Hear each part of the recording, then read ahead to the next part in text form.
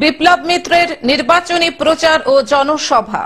গ্রীষ্মের দাবদাহ ও সূর্যের প্রখর তাপকে উপেক্ষা করে বালুরঘাট লোকসভা কেন্দ্রের তৃণমূল কংগ্রেসের মনোনীত প্রার্থী তথা রাজ্য ক্রেতা সুরক্ষা দপ্তরের মন্ত্রী ও জেলার ভূমিপুত্র বিপ্লব মিত্র মঙ্গলবার দুপুরে দক্ষিণ দিনাজপুর জেলার ভারত বাংলাদেশ অধ্যুষিত সীমান্ত লাগোয়া হিলিতে তৃণমূল কংগ্রেসের কর্মী সমর্থকদের নিয়ে একটি নির্বাচনী প্রচার ও জনসভা করলেন।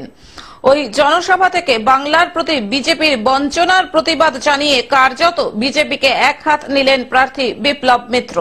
এর পাশাপাশি তিনি পশ্চিমবঙ্গ সরকারের বিভিন্ন প্রকল্পের কথা তুলে ধরেন এই নির্বাচনী প্রচার ও জনসভায়।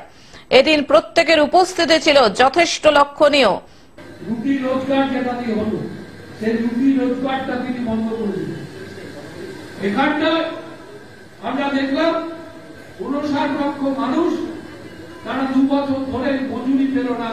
কেন্দ্রীয় সরকারের যে 60 ভাগ টাকা দেওয়ার কথা সেই টাকা কেন্দ্রীয় সরকার পাঠালো না। আমাদের রাজ্য সরকার 40 ভাগ দেওয়ার কথা টাকাটা দিয়ে রাখলো। ওরা 60 ভাগ টাকাটা আজ পাঠাবো কাল পাঠাবো এই করে আটকে রাখলো ওই একটা মানুষের চেষ্টা।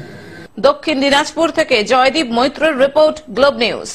এখন থেকে গ্লোব টিভি দেখুন আপনার স্মার্টফোনেও। গুগল প্লে স্টোর অথবা অ্যাপল স্টোর থেকে ডাউনলোড করুন গ্লোব টিভি লাইভ অ্যাপ। এছাড়াও জিও টিভি অ্যাপ থেকেও দেখুন গ্লোব টিভি লাইভ।